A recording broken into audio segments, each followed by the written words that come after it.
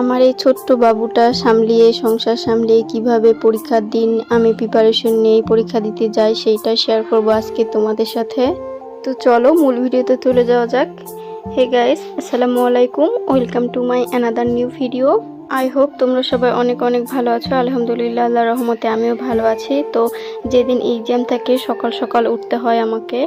সকালে উঠেই আগে বাসি কাজ যেগুলো থাকে সেগুলো সেরে নিয়ে ঘরে গিয়ে আগে রান্নার ব্যবস্থাটা করে নিই। তোমাদের ভাইয়া রুটি ছাড়া অন্য কিছু খায় না, সকালে খেতে চায় না। তো রুটি করতে গেলে আর একটু টাইম লাগে। ডিম রুটি বা গোলা রুটিটা করতে তাড়াতাড়ি হয়ে যায়, তাই আমি এটাই করে নিলাম, ঝটপট একটু তাড়াতাড়ি হবে। সকালে সব কাজ শেষ করতে করতে বাবু উঠে যায় প্রায় 9টার দিকে। এই দিকটা আমার সুবিধা হয়, বাবু ছোটবেলা থেকেই লেট করে ওঠে। ও ওঠার আগে আমি সকালে যত কাজ থাকে রান্না বান্না থাকে সবকিছু শেষ করে ফেলি। ঘুম থেকে ওঠার পরে ওকে একটু টাইম দিতে হয় আমাকে, ওর ব্রাশ করাইতে খাওয়াইতে ওকে একটু নিয়ে থাকতে হয়।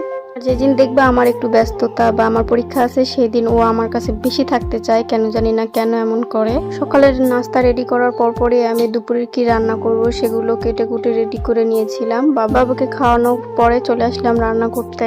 রান্নার ভিডিওগুলো তোমাদেরকে আর শেয়ার না করলাম, কারণ ভিডিওটা অনেক লং হয়ে যাবে। সেদিন রান্না করেছিলাম আমি মুরগির মাংস আর পটল ভাজি। এত রান্না বান্না এত কাজ করার ফাঁকে আমি একটু পড়ার সময় খুঁজতেছিলাম যে এটা করলে তাড়াতাড়ি হবে, ঠিক সেটাই করতেছিলাম। তো 11টার মধ্যে রান্না বান্না বা সবকিছু কাজ কমপ্লিট করে রাখি, তাইলে একটু 1 ঘন্টা পড়ার টাইম পাই। আমার মনে হয় শেষ টাইমের এই পড়াটা আমাকে সাপোর্ট করে। তারপরে সব কাজ শেষ করে গোসল টোসল করে মা মেয়ে খাওয়া দাওয়া করে রেডি হয়ে যাচ্ছি। আমি অবশ্য কোথাও যাওয়ার টাইমে কিছু খাইতে পারি না, এটা আমার একটা খারাপ অভ্যেস। মা মেয়ে রেডি, এখন আমরা যাব। তোমাদেরকে হাই বেলো দিচ্ছি। আমার বাবু দেখো, এবার গাট্টি বস্কা সবকিছু নিয়ে যাইতে হবে। বাবুকে নিয়ে যাইতে হলে অনেক কিছু নিয়ে যাইতে হয়।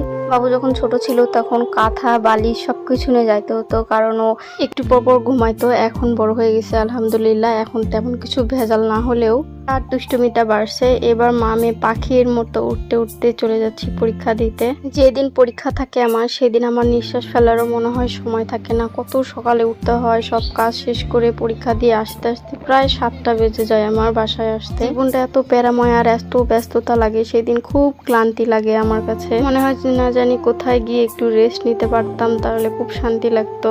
তো যাওয়ার সময় ওয়েদারটা সুন্দরই ছিল, রোদ রোদ একটু ছিল। আমাদের বিরামপুরের রাস্তাটা এখন ঠিক করছে, মাশাআল্লাহ, দেখতেও অনেক সুন্দর লাগে, যাইতেও আরাম। কয়েকদিন আগে রাস্তার যে অবস্থা, আর সাথে কিন্তু আমার আম্মু গিয়েছিল, না হলে কিন্তু আমি একা একা বাবুকে নিয়ে পরীক্ষা দেওয়া আমার পক্ষে সম্ভব না।